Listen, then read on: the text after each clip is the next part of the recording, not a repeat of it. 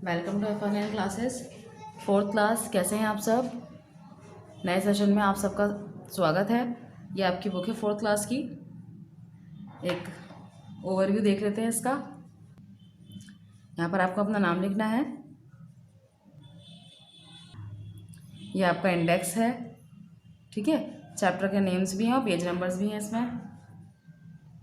और ये आपका फर्स्ट चैप्टर का नाम है मन के भोले भाले बादल। देखते हैं क्या है इस फर्स्ट चैप्टर में। झब्बर झब्बर बालों वाले, गुब्बारे से गालों वाले, लगे दौड़ने आसमान में, झूम झूम कर काले बादल।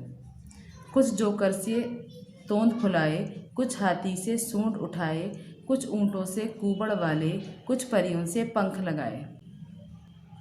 आपस में टकराते रह रहे शेरों से मत वाले बादल। कुछ तो लगते हैं तूफानी, कुछ रह रह करते शैतानी, कुछ अपने थैलों से चुपके झरझर झर बरसाते पानी। नहीं किसी की सुनते कुछ भी, ढोलक ढोल बजाते बादल। रह रह कर छत पर आ जाते, फिर चुपके ऊपर उड़ जाते, कभी कभी ज़िद्दी बन करके बाढ़ नदी नालों में लाते। फिर भी लगते बहुत भले हैं मन के भोले भाले बादल। तो ये देखिए, ये कल्पनाथ सिंह इसके कवि हैं। इन्होंने कविता लिखी है। बादलों को तो आप सबने देखा है आसमान में, है ना। तो उन्होंने बादलों को बहुत सारे चीज़ों से तशबीह दी है। कभी उनको शेर कहा है, कभी ज़िद्दी कहा है ना। कभी कहा है कि चुपके से पानी बरसाते हैं। तो ये सब इन्होंने इस पोएम में बताया है। क्या कहा है इन्होंने? झब्बर झब्बर बालों वाले। झब्बर झब्बर बालों वाले मतलब होता है जैसे घुंघरी वाले से बाल होते हैं ना, ऐसे बालों वाले। गुब्बारे से गालों वाले, यानी उनके मोटे मोटे गाल हैं और ऐसा लगता है कि वो आसमान में दौड़ रहे हैं, ठीक है। और वो बिल्कुल झूम रहे हैं और अपने कभी कभी वो हमें देखने में कैसे लगते हैं, काले भी लगते हैं। और झूम झूम कर काले बादल, यानी झूम झूम कर काले बादल, जब घटा आती है तो झूम झूम कर काले काले बादल आते हैं, उसको बता रहे हैं। फिर कह रहे हैं कि कुछ ऐसे हैं जिनकी जोकर की तरह तोंद खुली हुई है, कुछ ऐसे हैं जो जिनकी जो है हाथी की तरह सूंड निकली हुई है, कुछ ऊँटे कह रही, सॉरी, ऊँटों से कूबड़ वाले। ऊँटों से नहीं, ऊँट तो जानते हैं ना आप क्या होता है। ऊँट का जो कूबड़ होता है, उसकी कमर पे जो खंप निकला होता है ना, उसको बोलते हैं। तो ऐसे भी हैं कुछ। और कुछ ऐसे हैं जो परियों से पंख लगाए, यानी परियों से पंख लगाए, यानी उनका ऐसा लगता है कि जैसे वो बादल जो है ना, उनके पंख लगे हुए हैं। देखिए, बादलों को देखकर ना हम कुछ भी इमेजिन कर सकते हैं, क्योंकि उनकी कोई शेप ऐसे फिक्स नहीं है, कभी भी बदलती रहती है उनकी शेप। तो कोई उसको कुछ महसूस कर लेता है, कोई कुछ मान लेता है। और ये जो है क्या करते हैं, आपस में टकराते भी हैं और शेरों से मतवाले भी हैं। यानी शेरों से मतवाले यानी टकरा टकरा कर जैसे लड़ रहे हो ना आपस में, ऐसा लगता है जैसे ही लड़ रहे हैं आपस में।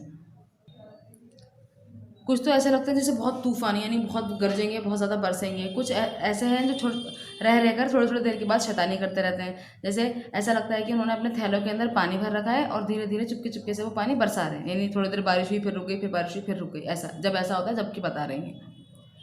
फिर कह रहे हैं कि किसी की सुनते नहीं है ये, और बस अपनी मर्जी से ये ढोलक ढोल बजाते रहते हैं। यानी ढोलक ढोल कब बजाते हैं? जब बादल गरजते हैं ना, जब बारिश होने से पहले बादल गरजते हैं, फिर बारिश के दरमियान ही गरजते हैं, तो इसको ढोलक ढोल कह रहे हैं।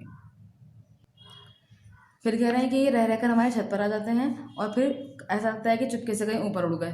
कभी कभी जो है बहुत ज़िद्दी बन जाते हैं और कभी कभी इतने ज़िद्दी हो जाते हैं ये कि बाढ़ भी ले आते हैं नदी नालों में। यानी इतनी बारिश होती है कि बाढ़ आ जाती है। देखा होगा आपने, जब भी बारिश ज़्यादा तेज़ हो जाती है तो सारे नालियाँ और नदी तो हर आस पास नहीं है हमारे, हाँ, लेकिन नालियाँ हम देख सकते हैं कि वो सब बाहर आ जाती हैं, है ना, पूरी भर जाती हैं। फिर भी लगते बहुत भले, यानी उसके बावजूद भी हमें बहुत अच्छे लगते हैं और ये मन के भोले भाले हैं, ठीक है। ये किस मैंने आपको बताया था अभी, कौन है इसके कवि? कल्पनाथ सिंह। आप देख लेते हैं इसमें क्या काम करना है। अच्छा देखिए, हिंदी की कॉपी आपको एक ही बनानी है।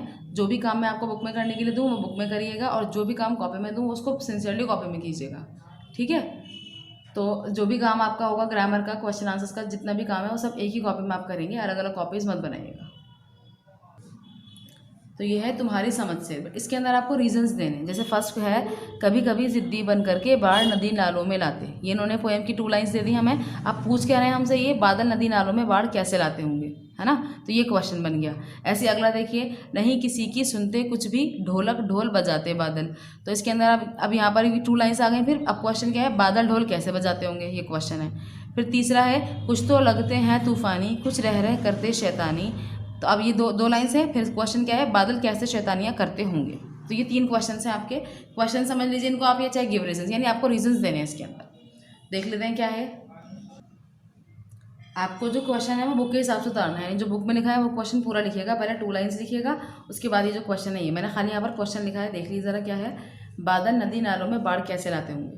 तो इसका क्या उत्तर हो सकता है? बादल बहुत दिनों तक लगातार पानी बरसाकर नदी नालों में बाढ़ लाते होंगे, ये लाते हैं, है ना।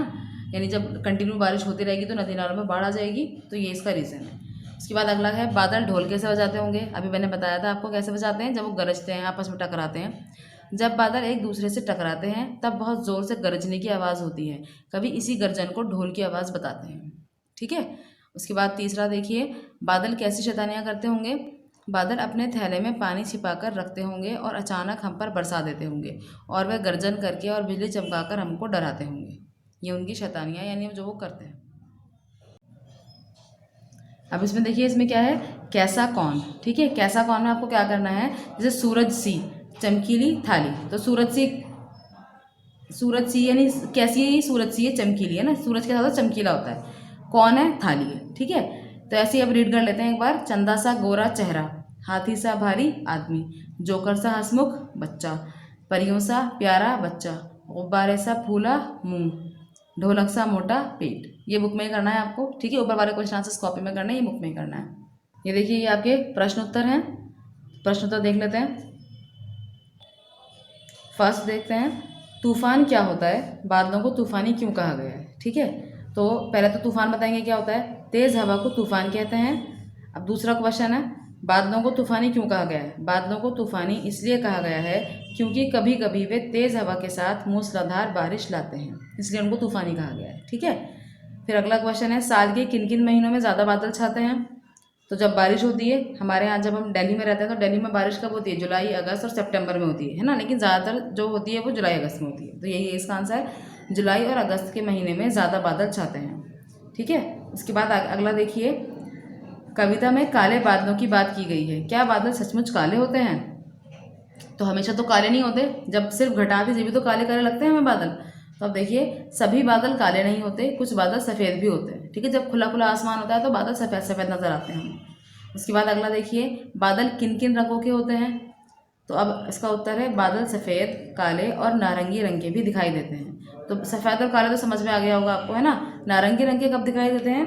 अक्सर आप देखेंगे जब सूरज ढल रहा होता है ना शाम के टाइम पर, तब उस वक्त देखिएगा तो ऑरेंज ऑरेंज आसमान आपको नजर आएगा, तो उस वक्त बादल भी हमें ऑरेंज ऑरेंज यानी नारंगी रंग के नजर आते हैं, ठीक है। तो ये क्वेश्चन आंसर्स हो गए, ये आपको कॉपी में करना है, बहुत सफाई से क्वेश्चन लिखिएगा, फिर उसका आंसर लिखिएगा, गड़बड़ मत करिएगा कुछ भी। ये अगला देखिए, कैसे कैसे बादल।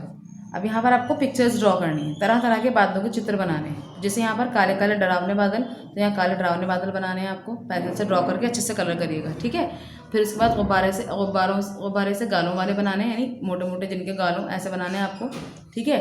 उसके बाद तीसरे में हल्के फुल्के सुहाने बादल बनाने हैं। इन तीनों को अच्छे से ड्रॉ करके बहुत सफाई के साथ और अच्छे से कलर भी करिएगा, ठीक है। आगे देखते हैं। अब प्रश्न खा में क्या है, कविता में बादलों को भोला कहा गया है, इसके अलावा बादलों के लिए और कौन कौन से शब्दों का इस्तेमाल किया गया है? नीचे लिखे अधूरे शब्दों को पूरा करो, ठीक है। अब यहाँ पर ना आपको उन्होंने सिर्फ एक मतलब पहला वाला अक्षर दे दिया, तो माँ से हम क्या बना सकते हैं, मत वाले, क्योंकि पोएम में मत वाले कहा है उनको, है ना।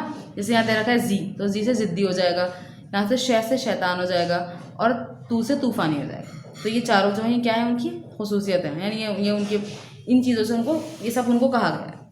तो ये वाला काम भी आपको बुक में ही करना है, ठीक है। आगे देखिए, अगला क्या है, बारिश की आवाज़ें, कुछ अपने थैलों से चुपके झरझर झर बरसाते पानी, ये इन्होंने दे रखा है। तो पानी के बरसने की आवाज़ें झर झर झर, पानी बरसने की कुछ और आवाज़ें लिखिए। तो देखिए, जब जिस जगह से पानी टपक रहा होता है ना, जैसे ऊंचाई से टपक रहा है तो उसकी पानी की आवाज़ अलग होगी, अगर बारीक मतलब बूंदे बूंदे टपक रही है तो उसकी आवाज़ अलग होगी, बहुत तेज़ बहाव के साथ आ रहा है तो उसकी आवाज़ अलग होगी। तो कह रहे हैं पानी बरसने की जो बहुत सी आवाज़ें हैं ना अलग अलग, उनके बारे में आपको लिखना है। तो मैंने कुछ लिखी है यहाँ पर आवाज़ें, देखिए, टप टप, छम छम, झमझम, टिप टिप, ठीक है। अगर आप चाहें तो आप कुछ खुद भी ऐड कर सकते हैं यहाँ पर 2 और। तो ये वाला काम भी आपको बुक में ही करना है।